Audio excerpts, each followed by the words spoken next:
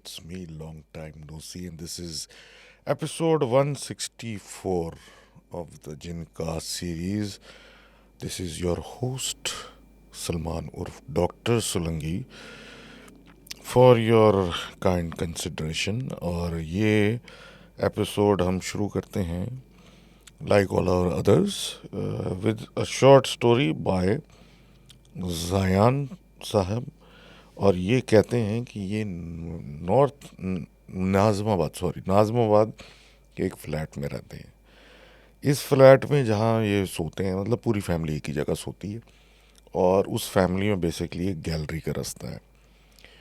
अक्सर मतलब उस रास्ते के मतलब वो खुला हुआ होता है गैलरी हवा वगैरह के लिए, लेकिन करीब सोते हैं उसके ताकि वेंटिलेशन आए. अब ये कहते हैं एक दिन ये रात को इनको लगा कि गर्मी लग रही थी, तो ये बिल्कुल गैलरी और वो बेसिकली बीच में से जो रास्ता जा रहा है दरवाजे की तरफ, उस पे लेट के सोना शुरू हो गए. उस रात तो ये आराम से सो गए. फिर अगली रात इन्होंने वही जगह पकड़ी क्योंकि वेंटिलेशन थी. अब ये कहते हैं वहाँ पे मैं लेटा तो मुझे लगा कि रात में 2 बजे के करीब कोई मुझे पैरों पे कुछ करके उठाना चाह रहा है, हिला रहा है. बहरहाल इन्होंने थोड़ा इग्नोर किया और ये सो गए. अब ये कहते हैं कि नेक्स्ट नाइट जब ये उसी जगह पे सो रहे थे, तो ये रात में अब जो था किसी ने जो पैर इनका खींचा तो बड़े ज़ोर से खींचा, इतना ज़ोर से खींचा कि ये उड़ गए. अब ये उठ के जब इधर उधर देखा तो इन्होंने देखा इनके सामने एक आदमी मौजूद है जो फुल ब्लैक है ऊपर से नीचे तक. और उसने एक बड़ी अजीब और भारी सी आवाज़ से इनको कहा, ये रास्ते में मत सोया करो. ये बोलने के बाद इनकी तो मंज़र देखने की जगह बाद ये हालत ख़राब हो गई. वो आदमी तो हो गया गायब, लेकिन उसके बाद ये दोबारा उस जगह पे नहीं सोए और अब तो दूसरे ही कमरे में सोते हैं.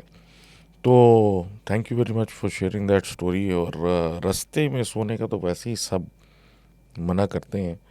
तो अगर किसी का मतलब रास्ता है, उसने तो आपको सिर्फ पोलाइटली कहा, इसमें डरने की इतनी ज़रूरत नहीं है, लेकिन बहरहाल ख्याल करना चाहिए. आगे बात करते हैं. और अगली स्टोरी जो बता रहे हैं वो अनोनिमस रहना चाहती हैं.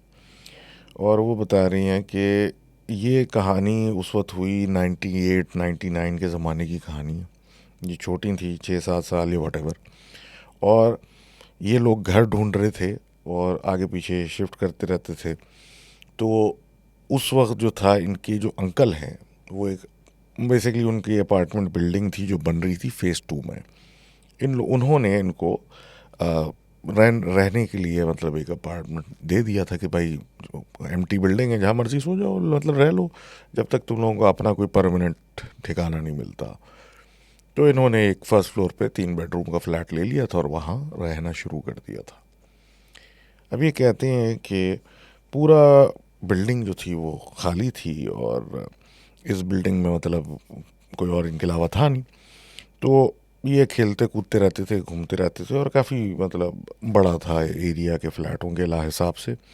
तो एक दिन ये अपने बॉल के साथ खेल रहे थे और ये किचन के बाहर थे या कुछ थे, तो वो बॉल उधर चला गया या कुछ वजह से ये किचन की तरफ गए. और जब किचन की तरफ ये गए तो इन्हें देखा कि इनकी वालदा जो है सिंक मतलब किचन का जो बेसन है उसके नीचे की जगह खोल के वहाँ कुछ ब्रूम या कोई वाइपर टाइप की चीज़ कुछ मार रही हैं, कुछ कर रही हैं और घबराई भी सी लग रही हैं. अब ये एंटर हुए और इनको देखते ही उन्होंने चिल्लाना शुरू कर दिया कि नीचे मत देखना. और कहने लगी कि यहाँ पर बहुत अजीब मतलब यहाँ नीचे छोटे छोटे लोग हैं, नीचे मत देखना. अब ये जाहिर सी बात है बच्चे थे, अब आप मना करेंगे या कुछ बोलेंगे, नज़र तो जाती है. तो जैसे ही इनकी नज़र पड़ी तो इन्होंने देखा कि कोई 3-3 इंच के छोटे छोटे से इंसान नुमा चीज़ें जो हैं वहाँ से बाहर निकल रही हैं बेसन के नीचे से. और इनकी अम्मा डर के मतलब वो लेके खड़ी हुई हैं. अब ये देखते ही रहे और वो भागती हुई इनकी तरफ से होती हुई ड्राइंग रूम या लिविंग रूम की तरफ चली गई. अब ये मतलब उसी में रह गए मतलब कि ये हुआ क्या, और इनके पीछे पीछे जाने लगे. तो किचन से बाहर निकल के लिविंग रूम की तरफ ये जब चीज़ें भागी, ये भी भागे, इनकी अम्मा भी भागी कि ये मतलब हो क्या रहा है. तो वो वहाँ जाके बड़े आराम से मतलब गायब हो गई. दिखते दिखते इतनी इतनी सी चीज़ें वो गायब हो गई. अब ये कहते हैं कि ये सब कुछ जो था इनके जहन से निकल चुका था क्योंकि पुरानी बात है। तो इनको एक पॉडकास्ट देख के याद आया, उसके बाद इन्होंने अपनी वालदा से रिकॉल मतलब को रिकॉल कराया कि ऐसा कुछ कभी हुआ था, जिस पे उन्होंने कहा हाँ वाकई हुआ था, और भी कुछ एक्टिविटीज़ उस बिल्डिंग में विटनेस की थी। तो मैं तो आपसे यही कहूँगा कि जब विटनेस की थी तो वो भी ज़रूर शेयर करिएगा। और thank you very much for sharing the story. और इसके बाद अगली स्टोरी हम the mystery of the screaming lady की बात करते हैं, जो हमें भेजी है बेसिकली सैन करके किसी ने भेजी है, SANWAJ, सैन वैज पता नहीं क्या, तो सॉरी अबाउट दैट। बहरहाल जो भी शॉर्ट है ये नेम। अब ये बताते हैं कि ये रहती थी जिस ज़माने की बात है, ये VCR का ज़माना था, और ये 2 मिनट चुरंगी नॉर्थ कराची की तरफ की इलाका है। ये 10 साल की होंगी या समथिंग लाइक दैट। नानी के घर पे सब लोग जमा हुए थे और बेसिकली मूवी देखनी थी जो बहुत मशहूर थी उस ज़माने में, और उसका नाम ये टाइटैनिक बताती हैं, जो कि वाकई मशहूर थी। और ये घर जो था बेसिकली फर्स्ट फ्लोर का था, जो रेंट पे इन्होंने लिया हुआ था। और वहाँ पे मेन दरवाज़ा अक्सर खुला होता था क्योंकि ज़ाहिर सी बात है फर्स्ट फ्लोर तो घर के अंदर का एरिया, और हवा के लिए, वेंटिलेशन के लिए। आसपास कोई ख़ास आबादी भी नहीं थी और सारे लोग जमा थे, मामू खालाएँ वगैरह वगैरह, भाई बहन, वो सब मूवी देख रहे थे। 4-5 बच्चे भी थे और फर्स्ट फ्लोर पे बैठे देख रहे थे। अब मूवी चल रही थी और मामला चल रहा था कि एकदम से बच्चों को तो एहसास नहीं हुआ, लेकिन एकदम से सारे बड़े अजीब से हो गए, और उनके नाना ने सबको बोला कि मतलब खामोश हो जाओ, जल्दी से जाके मेन दरवाज़ा जो खुला हुआ था वेंटिलेशन के लिए बंद किया, और ज़ोर ज़ोर से दुआएं पढ़ना शुरू कर दी। अब बच्चे पूछने लगे तो मतलब मूवी बंद कर दी, सब कुछ हो गया और सब दुआएं पढ़ रहे हैं, और एक सन्नाटा सा हो गया और वो चलता रहा। कह रहे 15 मिनट तक ये सिलसिला चला, और हम कुछ बोलने लगते बच्चे तो हमें इशारा कर दिया जाता कि मुंह बंद रखो। ये सिलसिला चलता रहा। उसके बाद कुछ देर के बाद बड़ों ने आपस में एक दूसरे से मतलब बात की, आवाज़ आई नहीं आई इस तरह करके, और मामला ख़त्म हुआ और मूवी नाइट कैंसिल हो गई, और सब अपने अपने कमरे में जाके लेट गए और सोने का हुआ, और बात रात ख़त्म हो गई। सुबह का वक्त आया और सब नाश्ते की टेबल पे बैठे हुए थे, तो ये तस्किरा छिड़ गया कि रात में क्या हुआ था, कि मतलब सब इतना डर गए थे, खामोश हो गए थे, दुआएं पढ़ रहे थे। तो फिर इन्होंने सुना और मतलब पूछगछ पे पता चला कि भाई किसी औरत के चीखने की आवाज़ आ रही थी गली के अंदर से, और उसको सुनते ही सब लोग जो थे वो इस तरीके से मतलब डर गए और एक्ट करने लगे। अब ये कहते हैं जी नाना जिस ज़माने की बात कर रहे हैं, कह रहे हैं इस गली की मतलब जब शिफ्ट हुए तो रेंट पे, तो पहले तो नहीं पता था, लेकिन जब शिफ्ट हुए तो पता चला साल में एक दिन ऐसा आता है जिस दिन इस एक गली के अंदर या उस रोड पे एक औरत की चीखने की आवाज़ आती है, और वो एक कोने से दूसरे कोने तक बाकायदा महसूस होता है कि कोई औरत चीखती हुई जा रही है, जैसे कि वो चीख रही है मुझे बचाओ या कुछ इस तरह का सिलसिला। और उसके पीछे भी एक आवाज़ आती है जैसे कोई किसी गाड़ी में या किसी जीप में या किसी सवारी पे उसके पीछे आ रहा है कोई, मतलब एक शोर सा आ रहा है उसके पीछे। फिर इनके नाना के घर के पॉइंट पे जाके वो चीख रही होती है, वो शोर भी आ रहा होता है, और फिर एक अजीब सी एक आवाज़ आती है जैसे कोई गोली या कोई असला या कोई इस तरह की कोई चीज़ चली, और उसके बाद वो आवाज़ ख़त्म हो जाती है। देखा कभी कुछ भी नहीं, लेकिन हर साल एक दिन ये होता था, और वो उस दिन हुआ जिस पे ये लोग सब डर गए थे और चुप करके बैठ गए थे। अब ये कहते हैं ये 2 मिनट चुरंगी की तरफ की चीज़ थी, या मतलब एक सिलसिला था, और समझ से मतलब बाहर था कि वे क्या था सिलसिला। लेकिन आई डोंट नो क्या ऐसी चीज़ कोई 2 मिनट चुरंगी नॉर्थ कराची के अंदर मशहूर है, और अगर है तो ज़रूर हमको बताइएगा, क्योंकि ये पुराने मतलब टाइम की ये बात कर रही हैं, जैसे कि कोई एक स्पेक्टर जो है वो गली से जाता है चीखता हुआ हर साल याद दिलाने के लिए कि कुछ हुआ था। तो thank you very much for sharing that story. और आगे बढ़ते हैं। अगली स्टोरी जो हमें भेज रहे हैं वो अनोनिमस रहना चाहते हैं और कुछ बातें हो रही हैं इसमें टेनेंसी के बारे में। तो ये उस वक्त की स्टोरी है जब ये लिखने वाले की उम्र 6 साल की थी और ये अमेरिका से वापस पाकिस्तान शिफ्ट हुए थे। ये लोग शिफ्ट अपने नाना के घर पे हुए थे क्योंकि वो अकेले रहते थे, मतलब नाना नानी, और काफ़ी बड़ा घर था इनका इस्लामाबाद में, जिसमें वो नीचे के ग्राउंड फ्लोर पे रहते थे और ऊपर के कमरे में मतलब खाली पड़े हुए थे, ज़्यादा कोई आता जाता ही नहीं था।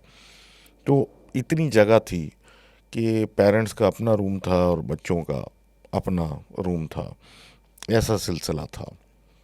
अब ये कहते हैं कि ये सब लोग यहाँ शिफ्ट हुए और सब कुछ हुआ, और लेकिन लिखने वाले साहब कहते हैं कि मैंने कुछ यहाँ एक्सपीरियंस नहीं किया।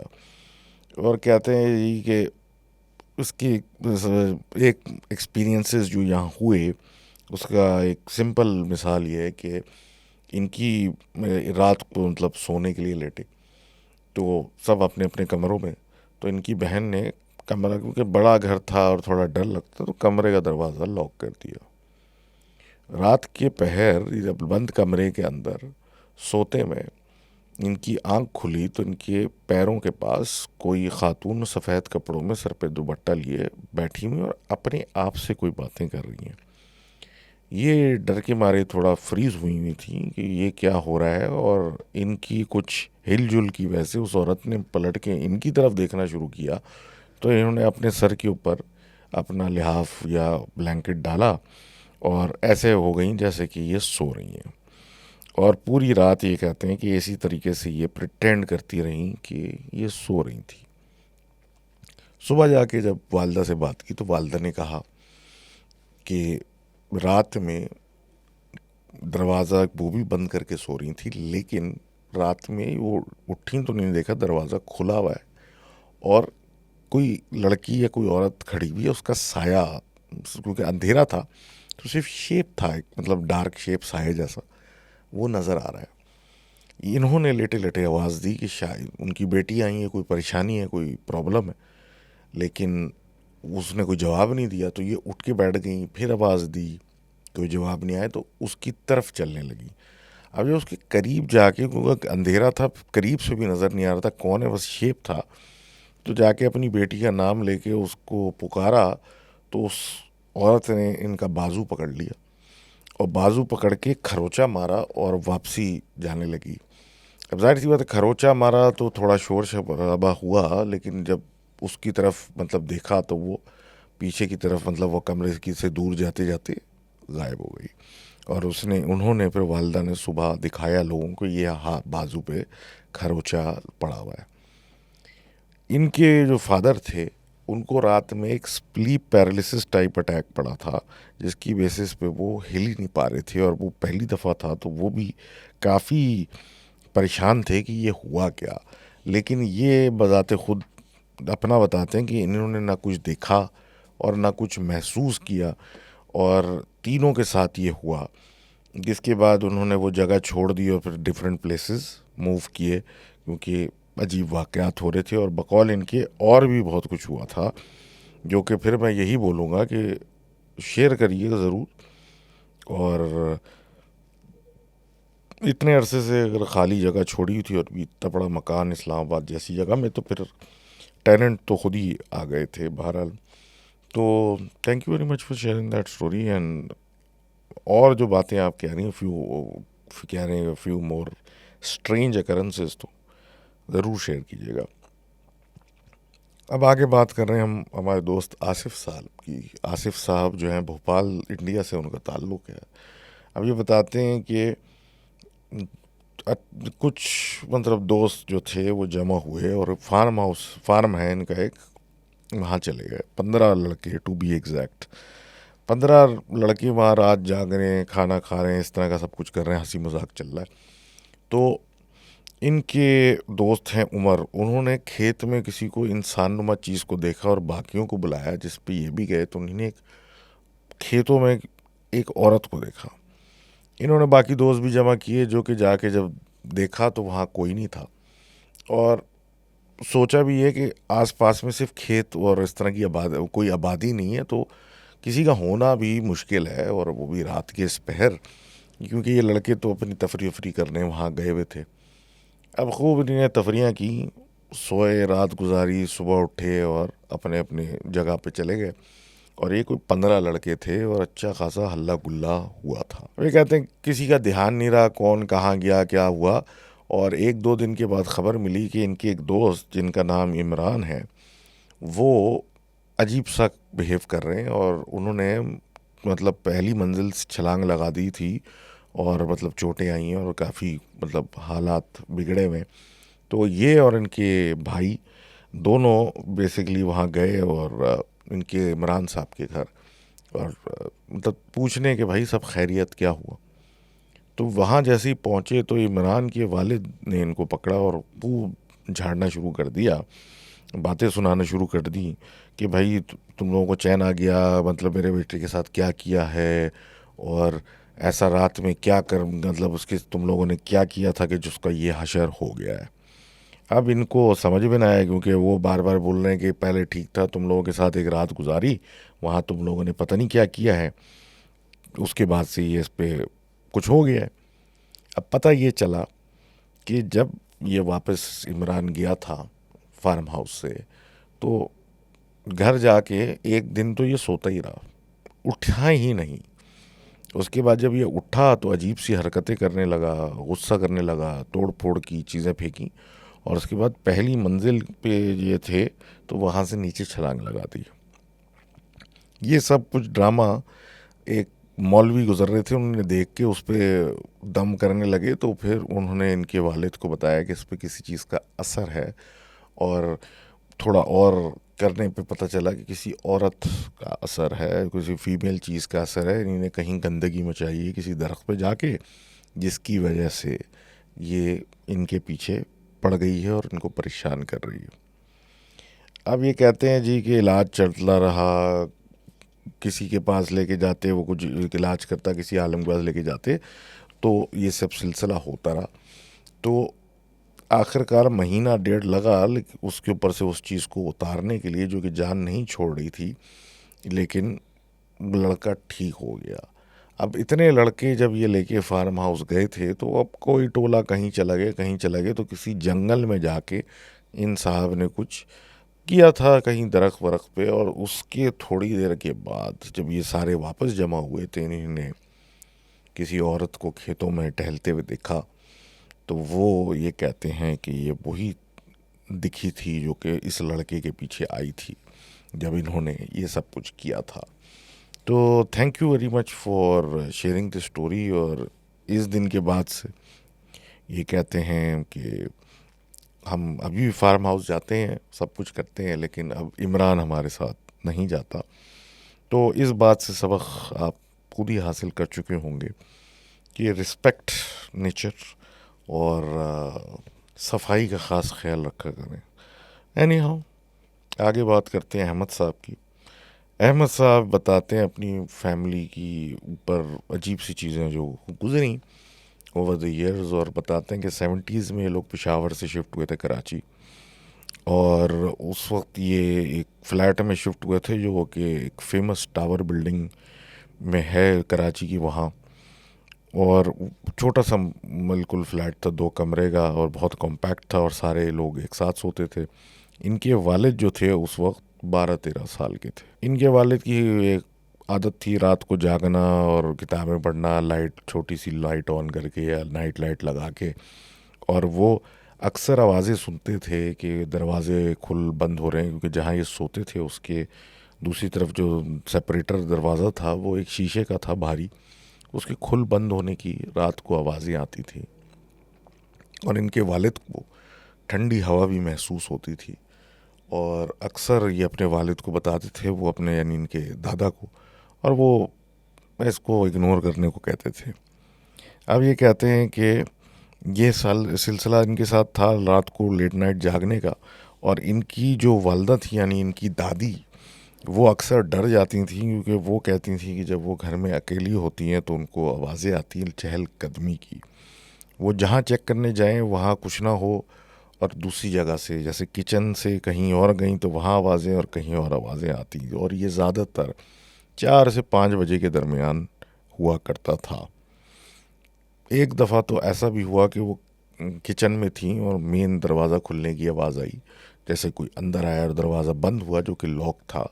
और उनके शौहर यानी इनके दादा की आवाज़ आई कि मुझे खाना दो। ये जब खाना लेके किचन से उनके पास बाहर निकली तो वहाँ कोई नहीं था और दरवाजे पे ताला लगा हुआ था। ये वहाँ आम चीज़ें होती थी, और आहिस्ता आहिस्ता फैमिली ने इन चीज़ों को इग्नोर करना शुरू कर दिया था। ये लोग 80s के बाद मतलब वहाँ पे से शिफ्ट होकर डिफेंस फेज़ 2 चले गए थे, जहाँ से ये फेज़ 4 चले गए थे। अभी ये फेज़ 4 में ही रहते हैं, और अपने मतलब पेरेंट्स और ग्रैंड मदर यानी दादी के साथ। अब ये कहते हैं जब मैं ये और इनके जो सिबलिंग बड़े होते हुए उन्होंने ये कहानियाँ अपनी वालदा से सुनी, और ये भी सुना कि इस घर में एक औरत रात में नज़र आती है जो सफ़ेद कपड़े पहन के नीचे घूम रही होती लिविंग रूम में, क्योंकि ये 2 मंजिला घर है। तो जब नीचे कोई उतरती थी इनकी वालदा फॉर तहज्जुद प्रेयर्स, तो अक्सर वो उनको दिखती थी। अब ये लोग बच्चे ये समझते थे कि ये सिर्फ इसलिए हो रहा है बिकॉज़ ये लोग रात को जागते हैं और इनकी वालदा इनको डरा रही हैं कि भाई रात को मत जागा करो, और ये सारी बातें कर रही हैं।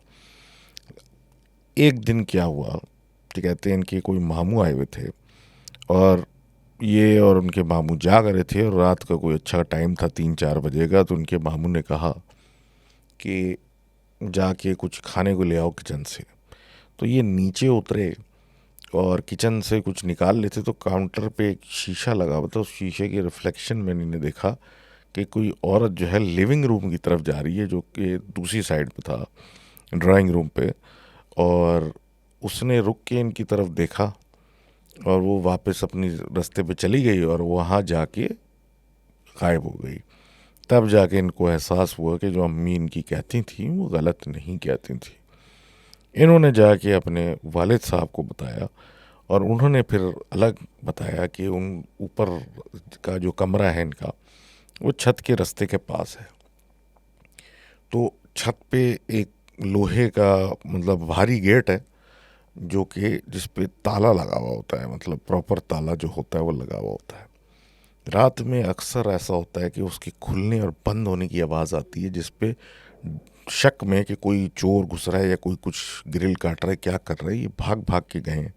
जिस पे उनको उस आवाज़ के बावजूद उन्होंने दरवाजे को बंद देखा है। अब ये कई सालों तक सिलसिले इनके घर में चलते रहे, और अक्सर बच्चे और गेस्ट जो इनके यहाँ आते हैं वो डर जाते हैं, क्योंकि दरवाज़ा खुल बंद होना, खाना एकदम से गायब हो जाना और इस तरह की चीज़ें होना वहाँ आम था।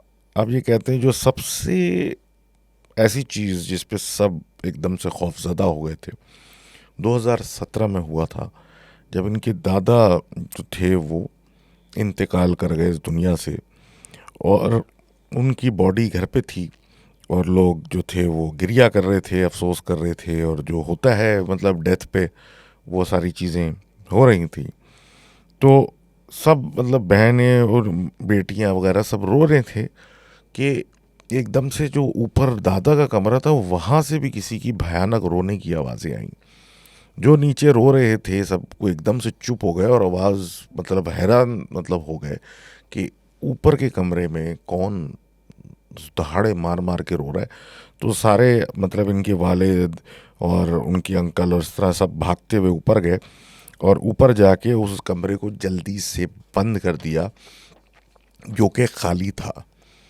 अब ये कहते हैं नीचे उन्होंने जल्दी से चीज़ों का अरेंजमेंट किया और तदफीन के लिए रवाना हुए। बाद में किसी को बुलाया गया पूछने के लिए कि ये मतलब क्या सिलसिला है और ये क्या हुआ। तो पता ये चला कि भाई कोई चीज़ें इनके दादा के साथ अटैच थीं जो कि जब ये फ्लैट में शिफ्ट हुए थे शुरू में वहाँ से इनको पसंद करने लगी, क्योंकि काफ़ी अच्छे रिलीजियस आदमी थे और उन्हीं के साथ यहाँ मतलब शिफ्ट हो गई थी, और इनके इंतकाल पे वो भी गिरिया कर रही थी क्योंकि उनको वो बहुत पसंद थे। तो ये मतलब हालात थे।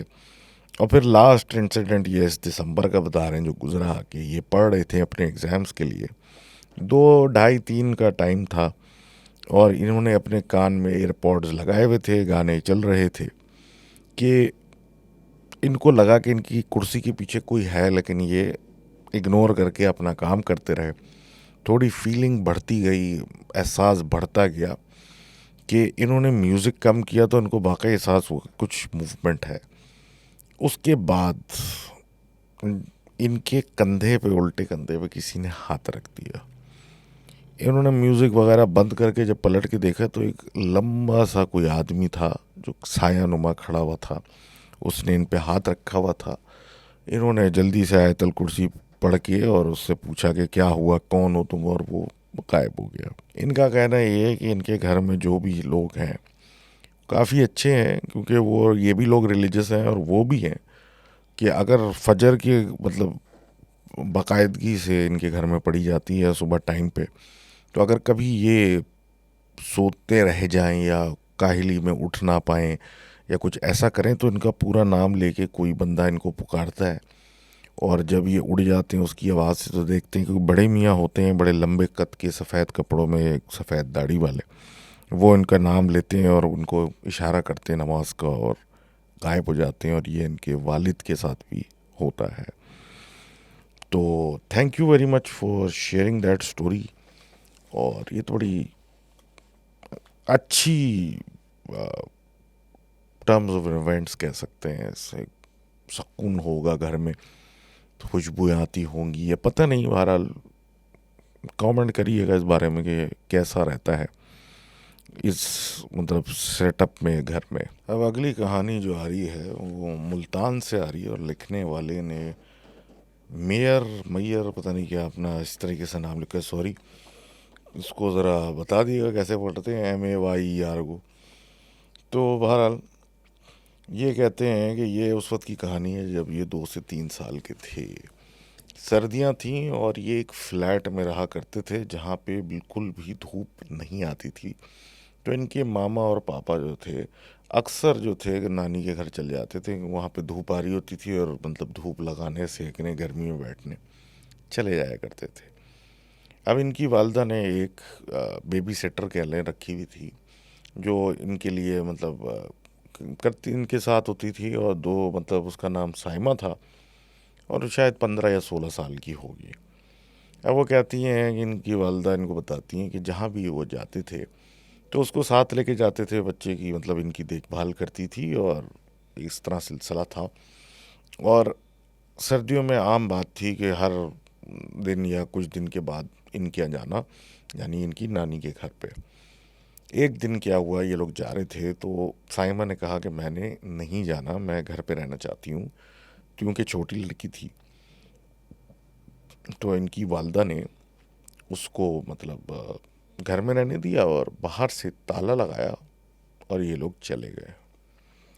अब वापस जब आए तो पता चला कि मतलब वापस इस तरीके से आए कि पड़ोसियों ने शिकायत की, मतलब फ़ोन करके किसी तरीके से इन लोगों को बताया नानी के घर पे इनके, कि आपके घर में से चीखने की आवाज़ें आ रही हैं।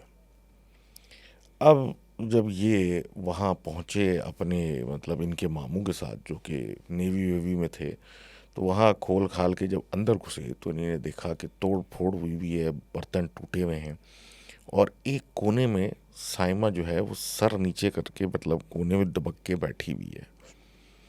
अब अजीब सा मंज़र देख के ये, यानी इनके वालिद और इनकी वालदा आपस में कोई बात बड़ी धीमी आवाज़ में करने लगे कि ये क्या माजरा है, क्या हो रहा है, और क्या इस लड़की को हमें कहीं डॉक्टर के पास लेके जाना चाहिए या कुछ करने के लेके जाना चाहिए।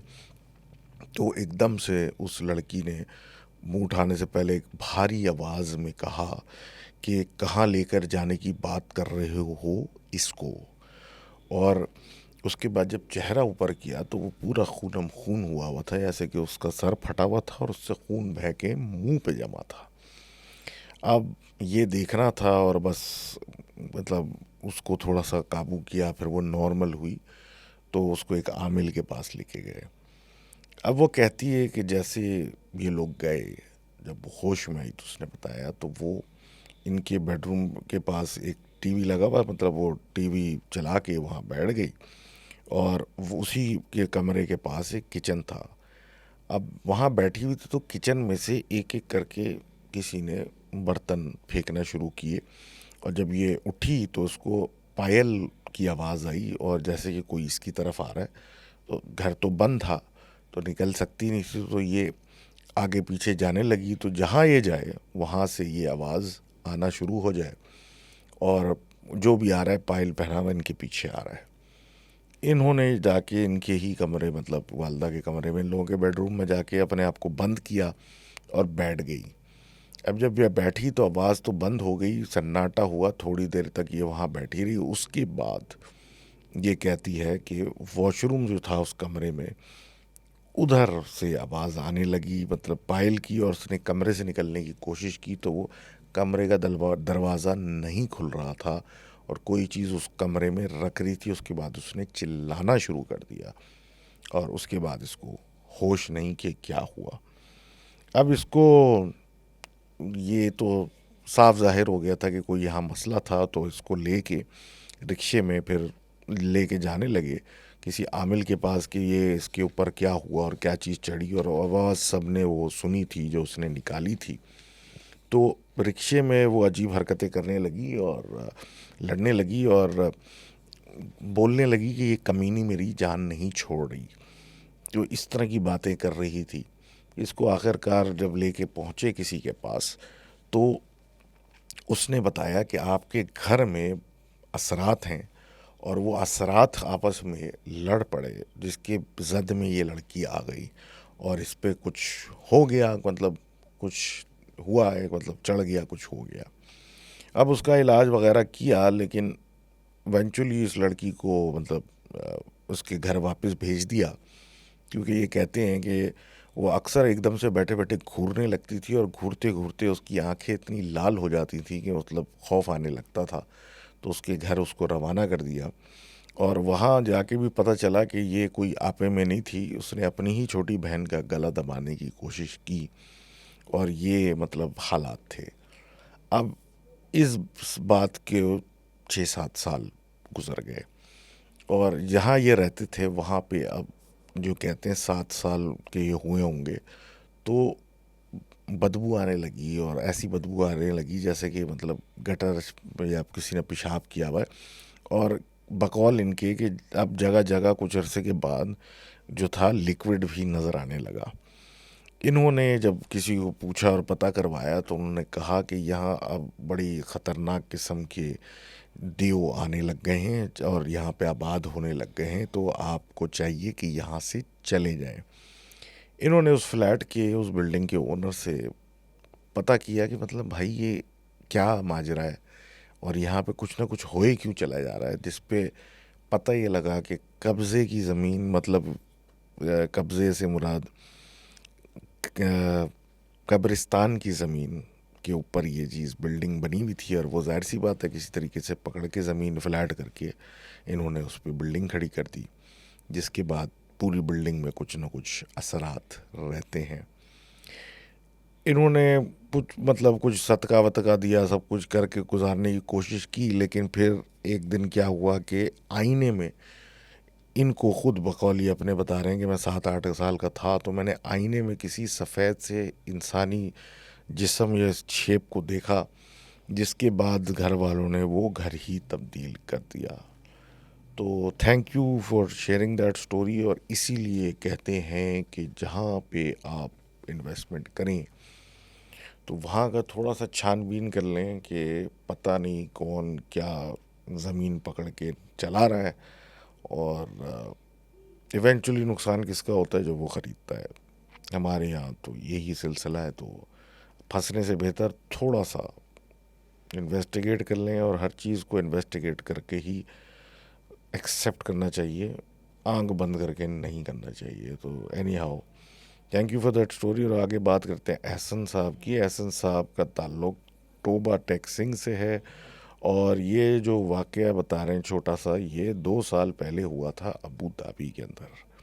ये एक दोस्त जुनैर के साथ, जो कि फैसलाबाद से थे, एक बाइक राइडिंग मतलब बाइक के राइडर थे, और वहाँ पे एक 5 साल से काम कर रहे थे, और एक छोटी सी बेड स्पेस में ये रहते थे। अब ये कहते हैं कि वो इंतहाई छोटी जगह थी और वहाँ रहना बड़ा मुश्किल था, जिसकी वजह से बड़े मसले होते थे। तो और इनके जुनैर के भाई आने वाले थे, मतलब आना चाह रहे थे वहाँ पे काम के लिए, तो बड़ा मुश्किल था वहाँ रहना। तो ये शिफ्ट किए जगह देख के। तो इनको एक मुनासिब जगह मिली, जो कि बहुत ही पुरानी कोई बिल्डिंग थी और खस्ता हालत भी थी, लेकिन वहाँ मतलब और भी लोग थे और रेंट कम था, और इतनी जगह थी कि 3 लोग ज़रा आ जाएं, मतलब जगह बन जाएगी कि 3 लोग वहाँ पे उस पोर्शन में गुजारा कर लेंगे। अब ये कहते हैं कि जी बड़ा मुश्किल काम था राइडर का, मतलब टाइम होता नहीं था, बस आगे पीछे भागते रहते थे। खाना जो था वो ज़्यादातर बाहर ही खाते थे, और ये जगह बस सोने के लिए थी, और क्योंकि रेंट जो था वो बहुत कम था, तो इतना मसला नहीं था। और भी फ्लोर पे रहते थे लोग, लेकिन इतना बड़ा कोई मसला नहीं था, और ज़्यादातर फ़िलिपीनी होते थे। और तो आप समझ सकते हैं तो किस तरह का माहौल था। अब हुआ ये कि ओनर्स जो थे उन्होंने कुछ फ्लैटों के बिल नहीं क्लियर किए बिजली के, जिसकी वजह से बिजली काट दी गई, और बिल्डिंग में बिजली कटने की वजह से अंधेरा हो गया, और काफ़ी लोग फिर वहाँ से आहिस्ता आहिस्ता बहस मुबाहिसा करके शिफ्ट होने लगे कि भाई वो वापस हो नहीं पा रही है, बिजली वापस ऑन नहीं हो पा रही है, और बिल्डिंग भी बहुत पुरानी है।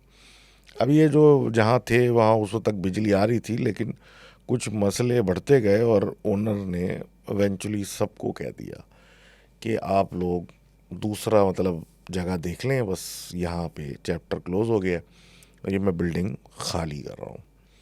अब ये कह रहे हैं एक एक करके लोग जाने लगे, और ये 3 पाकिस्तानी थे, बाकी सारे फिलिपिनो थे उस बिल्डिंग में, और ये नीचे के फ्लोर पे थे, जो कि ये कह रहे हैं कि ऊपर के फ्लोर्स पे बिजली नहीं थी और नीचे के फ्लोर्स पे थे, क्योंकि रेंट कम था, तो वहाँ किसी भी तरीके से लोग गुजारा कर रहे थे। अब जब ये ऐलान हो गया कि अब यहाँ बिजली का कोई सीन नहीं है और सब लोग यहाँ से निकल जाएं, और आहिस्ता आहिस्ता लोग निकल रहे थे, तो ये भी ढूंढ रहे थे, क्योंकि इतने कम किराए पे कोई जगह मिल नहीं रही थी। और आप समझ सकते हैं कि जब बाइक राइडर हो कोई, तो क्या तनख्वाह होगी और क्या सिलसिला होगा।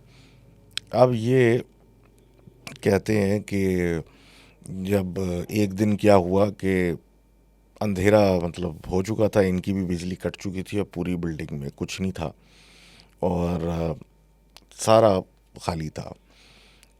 ये लोग अभी तक कोई फैसला कर नहीं पाए थे, जगह मिल नहीं रही थी, और ये 3 लोग उस बिल्डिंग में रह रहे थे कि जब तक कुछ मिलता नहीं तो कुछ जा नहीं सकते।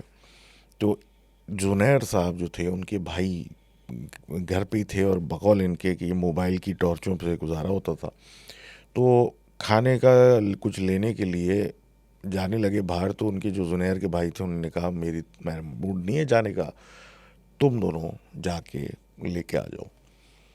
अब ये और जुनैर साहब ये चल पड़े, और खाना लेके जब वापस आए तो देखा कि जुनैर साहब जो हैं वो बेड पे उल्टे पड़े हुए हैं, और बड़े मतलब अजीब सी हालत में हैं। और जैसे ही इनके मोबाइलों की टॉर्चें उनको पड़ी, तो उन्होंने जो है वो उठ के और मतलब लोगों को पकड़ा और शो बताया, मतलब बताने लगे कि मतलब यहाँ परेशान हुई है वो। अब इन्होंने जब उनसे पूछा कि मतलब हुआ क्या, तो इन्होंने कहा कि भाई मैं लेटा हुआ था अपने बेड पे, और मोबाइल की टॉर्च जो थी क्या कहते हैं मैं ऑन थी, और वो क्या कहते हैं मतलब बंद कर दी थी, और बस लेट गया था आंखें बंद करके। कोई था नहीं, पूरे अपार्टमेंट में सन्नाटा था, और बस थोड़ा सा रिलैक्स करने की कोशिश कर रहा था कि मुझे कुछ चहलकदमी की आवाज़ आना शुरू हुई। अब ये कहते हैं कि वो चहलकदमी की आवाज़ कोई बाहर थी, कमरे से बाहर, और ज़ाहिर सी बात है जब बिजली नहीं है, सब कुछ कटा हुआ है, तो सब दरवाजे खिड़कियाँ खोल के लेटे हुए थे ताकि वेंटिलेशन रहे। तो अब कहते हैं जी उस हालत में कोई चलता चलता मेरे कमरे के दरवाजे तक आया और मेरी आंखें उस वक्त तक बंद हैं और मैं लेटा हुआ हूँ, और थोड़ी देर के बाद एहसास हुआ। अब वो बेड पे लेटे हुए थे और उनको आवाज़ आ रही थी जैसे कि कोई उनकी तरफ दरवाजे की तरफ, मतलब फ्लैट की तरफ चलता हुआ आ रहा है, और अंधेरे में ये लेटे हुए थे कि वो आवाज़ बंद हुई। फिर इनको एहसास हुआ कि इनकी चौखट पे आके वो आवाज़ ख़त्म हुई, तो इन्होंने आंखें खोल के जब देखा तो कोई अंधेरे में कोई औरत इनके दरवाजे पे चौखट पे खड़ी थी, उसने बुर्का पहना हुआ था।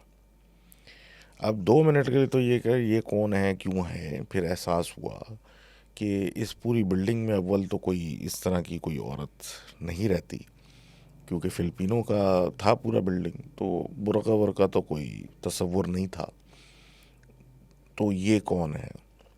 अब ये कहते हैं कि बस उसके बाद, और अंधेरा इतना कि वो सही से दिख भी नहीं रहा, मुझे अपना आप ना दिखे सही से, तो आंखें बंद करके ये उल्टे लेट गए और एहसास हो गया कि ये कोई आउटसाइडर है, ये कुछ और है, और ये इस तरह इंतज़ार करते रहे। इनके भाई लोग जब वापस आए और उन्होंने ये सब कुछ सुना तो ये भी घबरा गए और बस मोबाइल की रोशनी में खाना वाना खाया और बैठे रहे जब तक फजर की अजान का वक्त नहीं हुआ।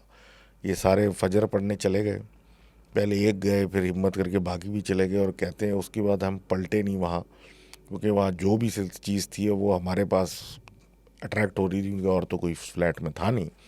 तो हमने बस सामान उसी मतलब दिन में जगह पक्की की और शिफ्ट हो गए।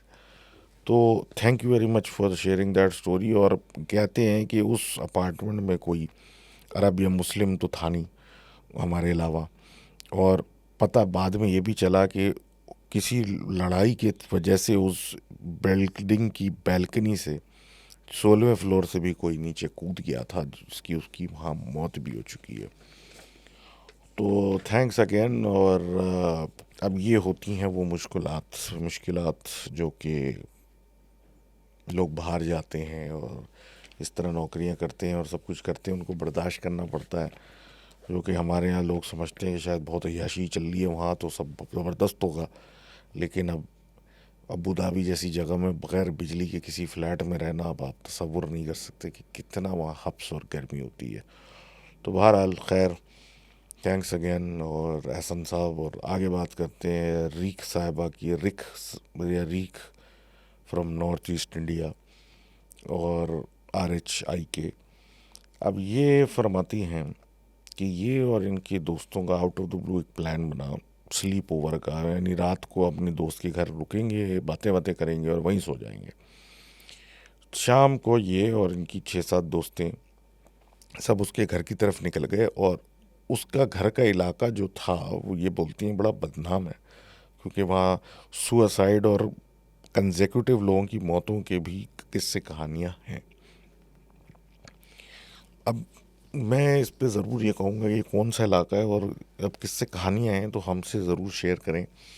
बहरहाल ये कहती हैं कि भाई उन 6-7 बजे ये लोग जो निकले, सॉरी 5 लड़कियां थी, 6-7 नहीं थी, तो ये 5 लड़कियां वहाँ पहुँची, डिनर किया, टीवी देखा, फिर गपशप मारने बैठ गए। और ये अपने ग्रुप में वो थीं जिनको कहानियाँ सुनाने का शौक़ है, और वो भी हॉरर कहानियाँ, पैरानॉर्मल कहानियाँ सुनाने का शौक़ है।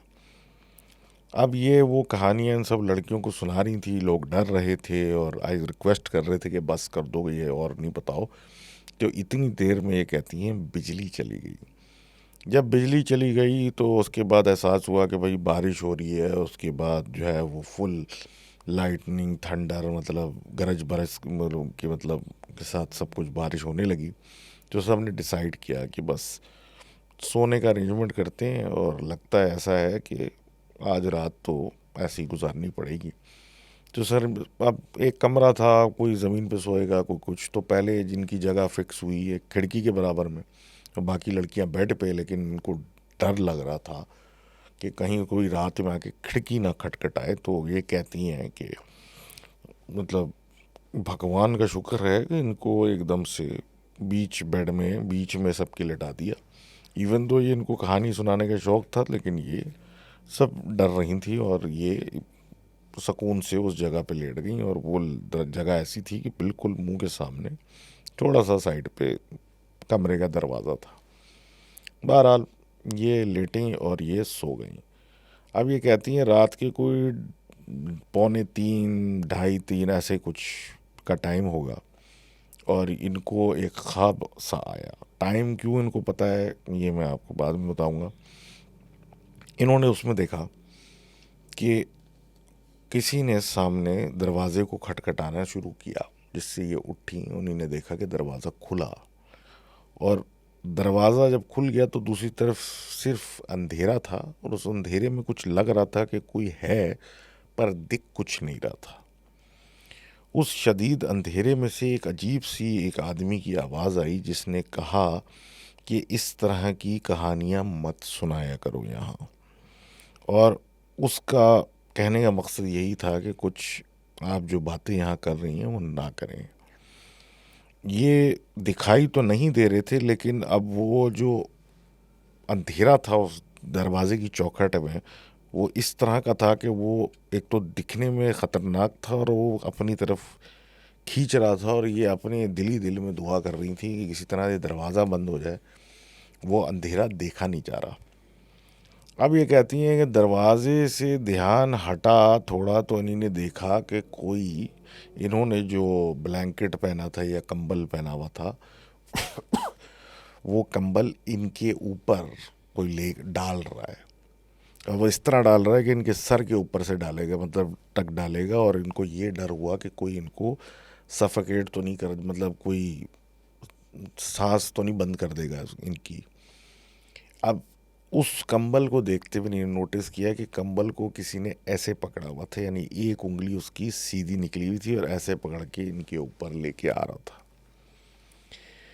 जब इन्होंने उस उंगली को देखा तो कहती हैं वो हड्डियों की तरह पतली उंगली थी और जिसके आगे काला सा नोकीला सा नाखून था और रंग भी उस उंगली का कुछ अजीब हरा सड़ा सा रंग था।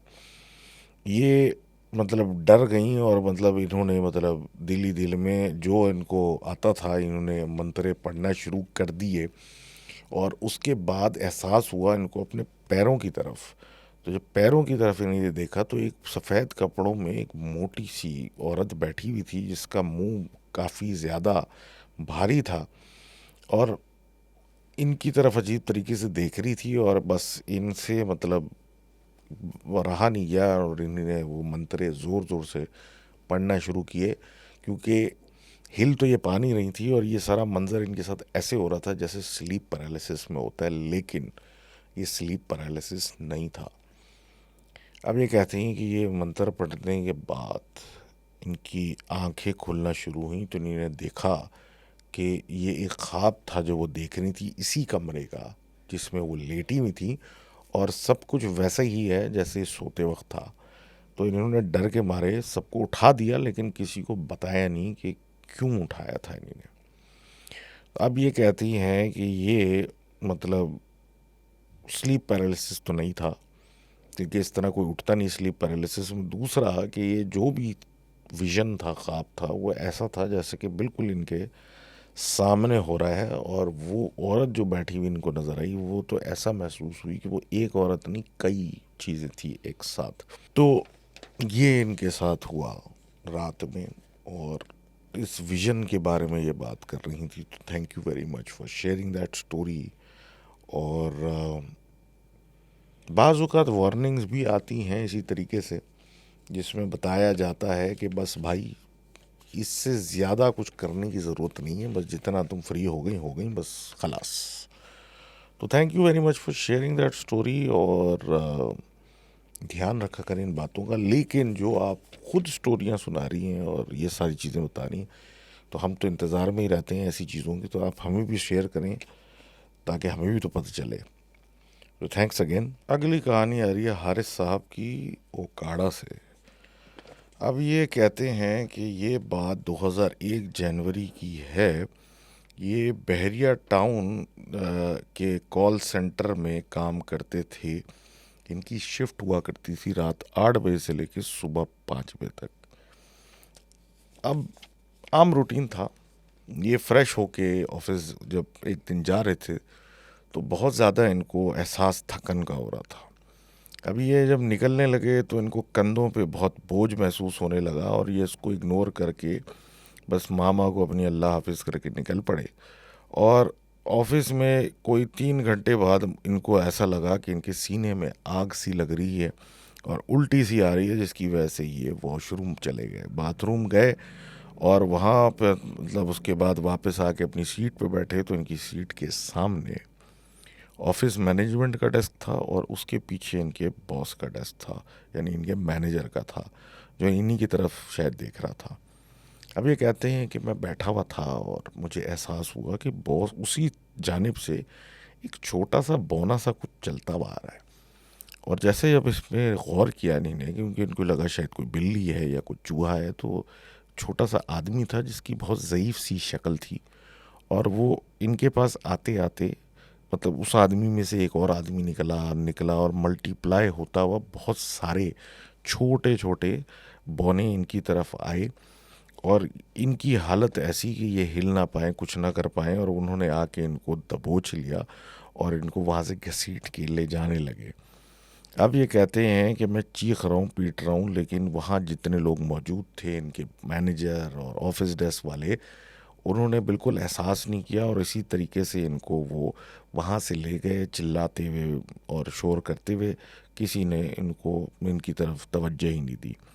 ये जो चीज़ें थीं ये एक अजीब से मतलब ज़बान में बात कर रही थीं और इनको वो ग्राउंड फ्लोर पे ले गईं, जहाँ अक्सर लोग सिगरेट पीने या खुले में जाते थे।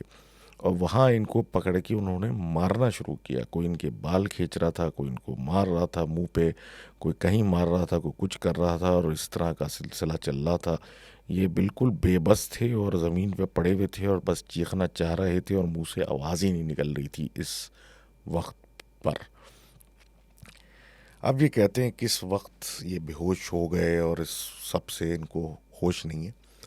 इनको उठाया तो पता चला कि इनके ये ग्राउंड फ्लोर पे ज़मीन पे पड़े हुए थे और इनके ऑफिस के लोग जो सिगरेट पीने के लिए नीचे उतरे थे, उन्होंने इनको वहाँ बेहोश पाया और इनको जगाया। जब इनको जगाया तो ये गुस्से में मतलब रो पड़े कि मैं चिल्ला रहा था, चीख रहा था, और तुम लोग मतलब सामने बैठे हुए थे, तुम लोगों ने मुझे ध्यान नहीं दिया। जिस पे इनको कहा गया कि ध्यान किया, तुम तो हमें यहाँ से अभी मिले हो, तो हमने तुम्हें बाथरूम जाते हुए देखा था, उसके बाद से तुम यहाँ अब मिले हो, कहाँ गए हमें तो एहसास भी नहीं हुआ, ना समझ में आया तुम गए कहाँ। अब ये पूरा माजरा बताने के बाद एक कोई साहब कहीं से कुर्सी कोई लेके आए, उनको बिठाया और ये बताने लगे कि मेरे साथ ऐसा हुआ और मैंने ऐसे बौने देखे और इसने मुझे उन्होंने मुझे मारा।